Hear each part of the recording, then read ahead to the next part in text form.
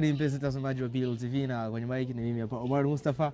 Nyuma kamera yupo Sadik Driver na time hii hapa tumeipata nafasi ya kuongea na kijana wetu ambaye anajulikana kwa majina kama Memes Actor kama sijakosea, na utaenda kufahamu ambacho tutaongelea kwa muda huu hapa. Kaa nasi mwanzo mpaka mwisho ili uwe kwanza kupata updates zetu. Hii hapa ni Bilal TV. Mambo vipi kaka? Safi. Uko poa? Ndio. Majina nani kwa jumla? Naitwa Memes Actor. Memes Actor. Ndio, Memes Actor. Okay, Memes Actor, maybe jina hilo limetokana na nini?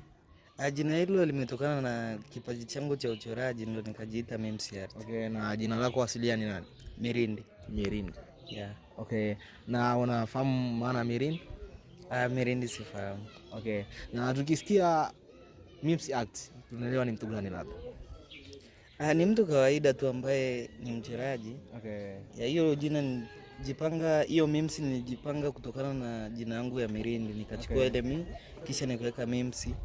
Afu ile art nikaweka kwa sababu ya sanaa. Okay. Na tungependa kufahamu maybe wewe ni mtoto wa ngapi kwenye familia yako? Familia yako ipoje labda?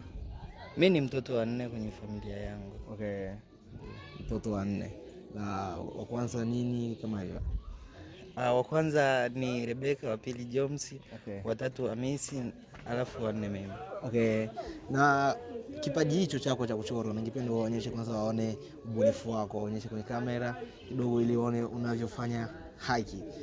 Okay, na kipaji hicho chako cha kuchora ulikitambua ukiwa na muda gani labda? Ulianza kukitambua ushakuwa na muda gani?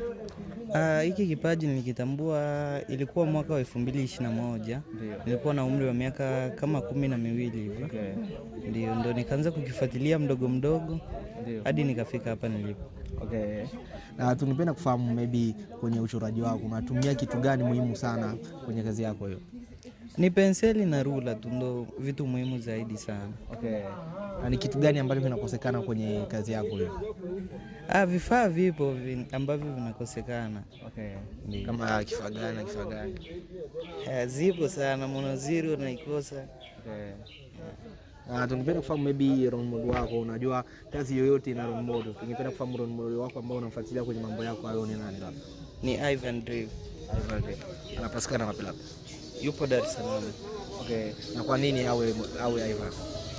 Kwa sababu nilitokea kumpenda na nyayo zake ndo ambazo nafuata sana. Okay.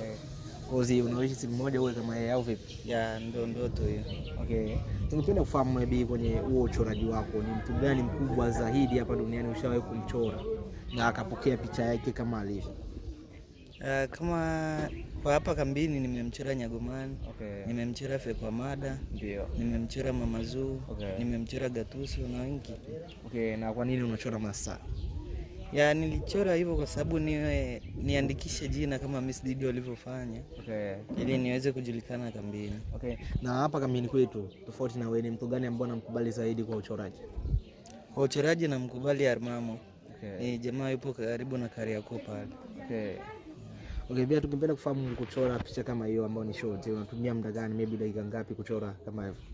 Picha kama hii naweza nikatumia siku moja. Okay. Lakini ndogo ya hii hapa naweza nikatumia kama saa moja na dakika 45 nakuwa nimemaliza. Okay. Na kwenye kazi yako hiyo unachora kwa shilingi ngapi? Maybe unatoa hela ili watu wapate picha zao au vipi? Picha kama hii naweza nikachorea kwa 35 ikiwa haina frame, lakini ukiwa na frame inakuwa ni 50. Okay. Nikiangalia picha zako nyingi zina kala nyeusi, maybe kwa nini uchori picha zenye rangi? Vifaa vya rangi vipo bei sana. Ndio maana huwa situmii. Okay. Kwa vikipatikana unafanya? Ndio nafanya. Nikipenda kufahamu maybe ofisi yako inapatikana wapi? Inapatikana Pede 1/24. Okay. Tuende kwenye masuala ya shule, maybe tofauti na hayo mambo ya uchoraji kwenye shule ya kawaida, vipi umesha kwenye kidato cha ngapi au bado unaendelea? Kwenye shule ya kawaida bado naendelea, nasoma ndio. Kwenye kidato cha ngapi? Nipo form 2, yani cha pili. Cha pili. Ndio. Okay, na tungependa kufahamu kazi yako, maybe kuna mtu ambaye unafanya naye kazi pamoja au unafanya peke yako kama binafsi? Nafanya peke yangu. Okay. Na ni ugumu gani ambao unaupata sana kwenye kazi yako ya uchoraji? Ugumu upo mwingi sana tu. Labda vifaa vikiniishia, sina mdhamini yote ya kunisupport. Okay. Mwenyewe ndo nafanya. Okay, kwa kozi vifaa vikikuishia, mwenyewe ndo unafanya jitihada za kupata vifaa vingine. Na faida za kazi yako hiyo ni faida gani hapa?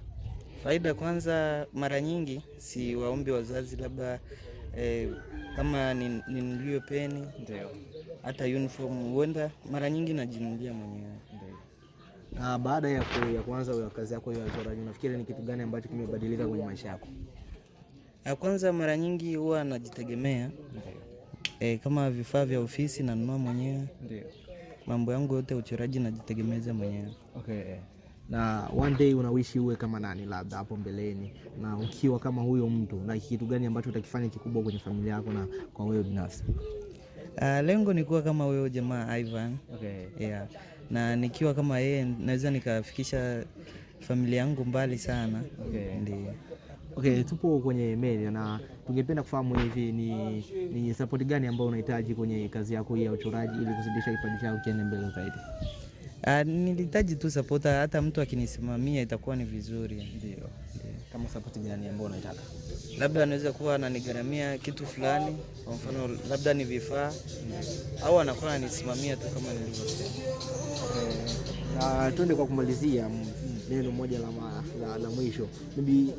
Ni penseli gani ambayo unaweza ukaichora kwa mtu mzima mmoja, usitumie rangi nyingine? Naweza nikatumia HB. Kwa nini? Kwa sababu hiyo ndio penseli ya kawaida. Okay. Kwa nini usitumie hizo penseli za kawaida ambazo tunaandika nazo shule? Ndio hizo HB. Okay. Lakini ambayo nimetumia penseli